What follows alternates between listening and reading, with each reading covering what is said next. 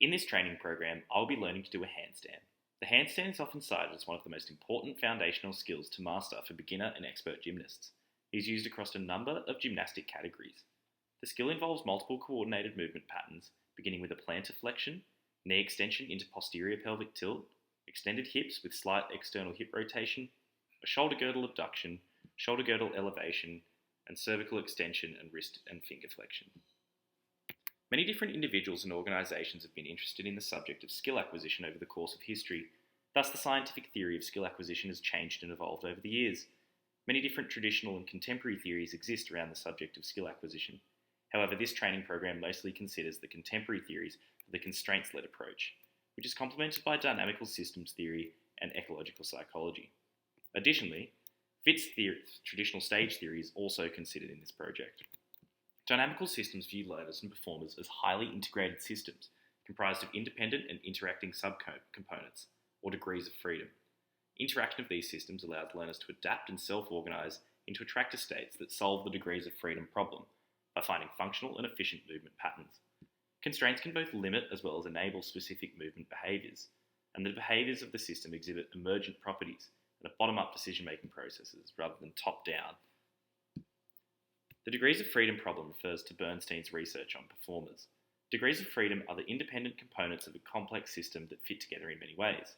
Bernstein found that there are multiple ways to achieve the same task, which results in redundancy or multiple creative, unique, or varying ways to achieve the same movement solution.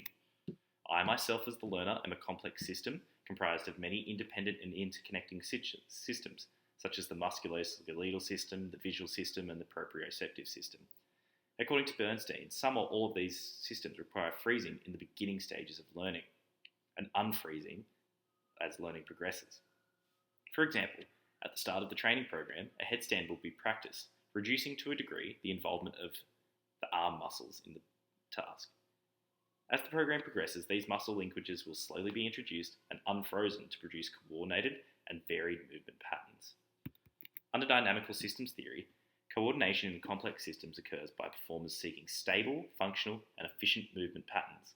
When beginning practice, a performer will explore the stable and unstable states of coordination in the numerical phase space. In the case of a handstand, a stable state may be a balanced and upright handstand, while an unstable state may be falling backwards or forwards. When the performer finds a stable state of coordination, they find an attractor state, or well, that they seek to deepen and strengthen with practice. As the learner begins their practice, they'll have shallow attractor wells as they explore the perceptual motor landscape, otherwise known as the numerical phase space. With time, the performer will deepen these attractor wells and begin self-organising into stable states of coordination. It is worth noting that stable states of coordination are still non-linear, and changes in stable states can be abrupt. For example, changing from a stationary handstand to a walking handstand in a coordinated manner. Complex systems consist of organismic, environmental, and task constraints in goal-directed movement. Organismic constraints refer to the unique characteristics or intrinsic dynamics of the performer themselves. Characteristics such as height, muscle cross-sectional area, limb length, aerobic fitness will either constrain or enable movement in ways that are unique to the individual performer. The environmental constraints refer to the environmental conditions that affect performance, such as ambient light, temperature, and gravity, the latter of which is a significant factor in the task of a handstand. Task constraints refer to a manipulation of the goals, rules, or changes in the way the task is performed. Constraints in complex systems can also be physical and informational. Physical constraints are both functional and structural. For example, a structural constraint in the case of the handstand would be hand size or surface area of the palm, which would influence how the performer could perform the task, whereas functional constraints would be perceptive abilities such as proprioceptive control while upside down. On the other hand, there are also informational constraints that can affect movement. In the case of the handstand, a wall is used during practice to give haptic and sound wave feedback information on when my foot hits the wall, as well as the location of the wall in space. Gibson suggested that due to the performer being surrounded by vast amounts of energy flows in the performance environment, it is necessary for performers to directly perceive energy flows while performing. This is in contrast to traditional theories which suggest that actions are indirectly perceived or executed from executive function, rather than changes in the energy flows of the environment. The process of perceiving multiple energy flows within the environment and acting on them is known as perception-action coupling. A traditional theory was also considered for this project. Christian Posner has proposed a model of skill acquisition that consists of 3 sequential stages. The first stage being the cognitive stage. The cognitive stage begins with the task goal being established to determine appropriate actions to achieve the intended goal. Learning at this stage is generally explicit. The second stage is the associative stage, in which attention focuses on specific details of the task, identifying the appropriate subparts and transitions within the stage, consisting of exploration of movement solutions and segments being adapted. The final stage is the autonomous stage, in which the action is practiced with an automated routine. This stage is results of many hours of practice in which the performance gains are slight but approaching elite levels of quality. The role of the constraints-led practitioner is to help the learner search for long-term changes in his attractor states within the perceptual motor landscape. The practitioner will identify when attractor states go through phase transitions, and during practice there are temporary attractor states that resist change when perturbed by a new task, organismic or environmental constraints. The CLA practitioner attempts to enact change on these resistant attractor states to enable deeper attractor wells and changes in learning by manipulating the constraints of the task. My hypothesis is that I predict I will improve performance in mean number of seconds spent performing the skill of a handstand by the conclusion of the training program. This is based on the 20-hour rule by Josh Kaufman. The skill will be broken down into smaller part practice, a learning plan established in the methods, and consistent practice adopted to give myself the best chance of acquiring and attaining the skill of a handstand. In this skills program, learning was assessed by conducting a baseline, midpoint, post, transfer, and retention test. The baseline test consisted of performing 5 individual handstands and measuring the mean amount of time it took from the last foot to leave the ground and first foot to touch the ground again. The results were averaged to produce a result for the objective performance outcome measure. This test was performed in the middle of the program as well as at the conclusion of the program. The transfer test was completed on sand at the beach to measure the adaptability of my learning. This enabled me to record the same mean number of seconds spent holding this handstand after 5 attempts, but tested the skill within a different environmental constraint, being the sand, compared to the harder surfaces of the grass.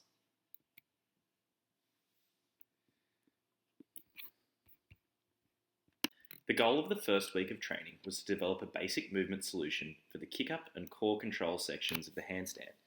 This was in the assembly stage of Newell's motor learning, so the main focus of the training for me was to explore the numerical phase space and develop basic attractive wells that would allow for attractive phase transitions as the program progressed.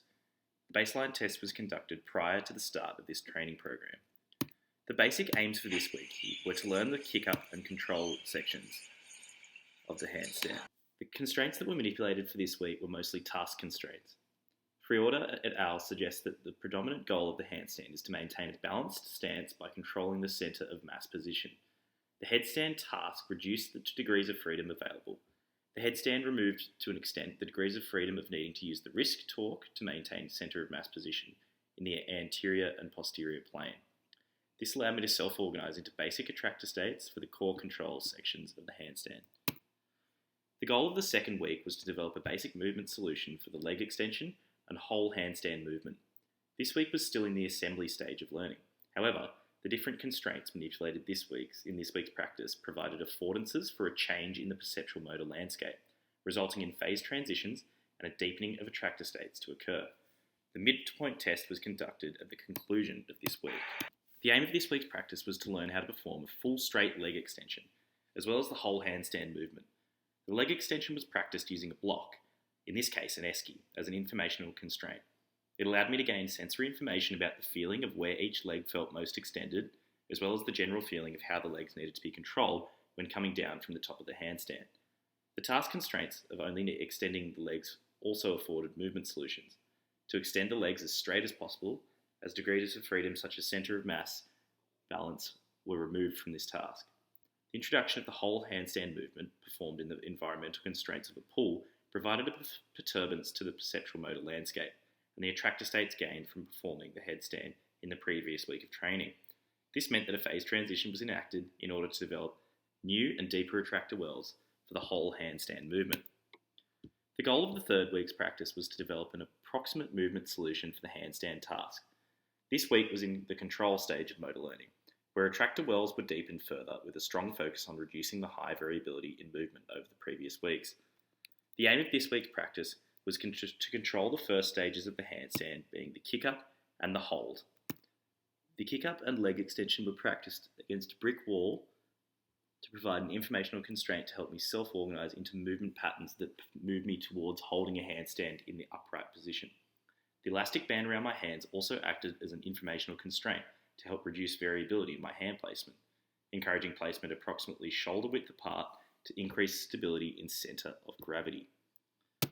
The goal of the final week of practice was to gain functional movement patterns and stability of the complete handstand. This allowed me to discard the modified versions of the task and move into the optimization stage of motor learning. The aim of this week's practice was to enact another phase transition to deepen attractor states for the whole handstand movement. The aim of this week's training was to perform the whole handstand movement, holding the balance and encouraging straighter leg extension and reducing hesitancy in falling the opposite direction. My attractor states were perturbed for a final time this week by removing the informational constraint of the wall and changing the constraint to a mattress flat on the ground. This encouraged me to perform the handstand with straight legs at full extension without worrying about hurting myself when falling in the opposite direction. The whole handstand movement was also practiced by playing a handstand game with myself, in which I was given 10 attempts. Holding a handstand for 5 seconds gave me 1 point, and holding for less than 5 seconds removed a point. The gamification of the handstand movement provided a task constraint which encouraged me to hold the handstand for longer and also invoked self-competition. The results of the weekly testing are displayed here in this graph. Because the performance assessment only measured time spent in handstand position, i.e. last foot up to first foot down, it is important to note that by measuring the time spent in a handstand position, hypothetically the handstand could have been held for an infinite amount of time, or until either performer could no longer hold the handstand due to organismic constraints such as strength and fitness. The test results confirm the hypothesis of an increase in mean time spent in handstand by the conclusion of the program. The improvement shown in the pre, mid and post test, where I started from an average of 1.7 seconds held, increasing to an average of 2.7 seconds held by the conclusion of the program. However, as seen in the results, there was a negative transfer of skill in the transfer test, as well as a negative retention in the skill on the retention test. Some strengths of the program were that it manipulated multiple constraints, including environmental, task, and informational constraints. The program resulted in quite implicit learning on my behalf, exploring the perceptual motor landscape and allowing me to self-organise into stable states of coordination that best served my own intrinsic dynamics. A weakness observed in the program was the choice of a baseline test for the performance assessment.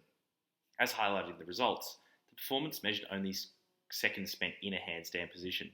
This assessment did not consider the quality or technique of the handstand, and most likely did not allow me to benefit from informational feedback that could have been provided by reviewing footage of my previous handstands and self-identifying mistakes.